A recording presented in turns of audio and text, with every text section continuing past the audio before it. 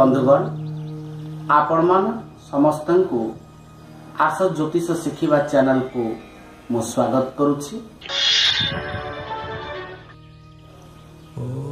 मूकं करोति वाचालं पंगुलं हयते गिरि यत्कृपातमहं वन्दे परमानंद माधव। माधव माधव विष्णु माधव माधव हरि स्मरन्ति साधव नित्यं सर्वकार्येषु माधव।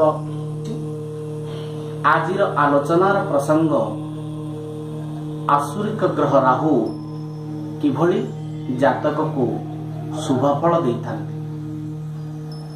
आपण माने जानंती सिंहिका सुत राहु एक असुर ग्रह एवं एही असुर ग्रह अमृत खाई से देवतांक सह सम्मानर पात्र होई परिछंती। एहा पौराणिक मत। सेही राहु ग्रह किभଳି जातक को शुभ फल दियंती से संपर्क रे आलोचना करिबा।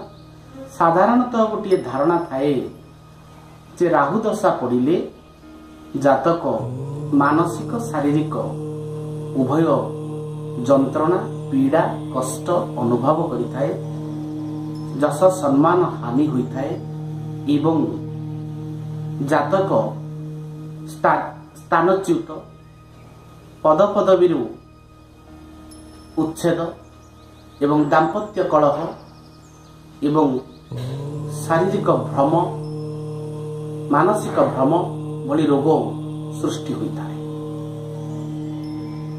किंतु बंधुगण राहु मध्य जदि सठिक जगार थांती तेबे से शुभ फल टीए देबाकू पसंद करिथांती।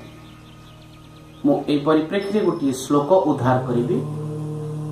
मृगपति वृषकन्ये कर्कटस्थोपि राहु करोति भूपति लक्ष्मी राजराजाधिपश्च हयगज नर नौका मेदिनी मंडलेशो रिपुगण तृणवन्नी राहु तुंगा प्रशस्ता। यार अर्थ है मृगपति सिंह राशि, वृष राशि, कन्या राशि, मृगपति वृषकन्ये कर्कटस्थो विराहु कर्कट राशि। सिंह कन्या वृष कर्कट एही राशि मानकरे राहु जदि अवस्थान करिथांती तेबे राहु किभଳି फल दैथांती ना हयगज नर नौका मेदिनी मंडलेश। से आपन को जानवाहन क्षेत्र रे शुभ फल दियंती। आपन को कौनसी 5-25 लोक रे एक मान्यता प्रदान करंती। मंडलेश मंडल अधिपति करंती एवं जस सम्मान अधिकारी करंती। राजयोग सृष्टि करंती।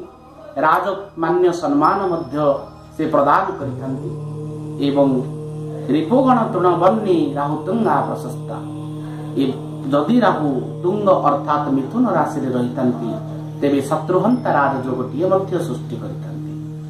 कारण रिपु माने जेपरि रिपु अर्थात शत्रु माने जेपरि अग्नि निकट रे तृण जेपरि निजर सत्ता हराई बसे शत्रु माने ठीक सेही भली जातक निकट रे अवदमित होइथांती जदि राहु तुंग रे रहिथांती। बंधुगण एही होछि राहुंकर शुभ फल प्रदान स्थान को केंद्र करी एवं परवर्ती पर्याय रे आमे विभिन्न एपिसोड रे राहुंकर कालसर्प जोग अशुभ जोग कथा आलोचना करिबा।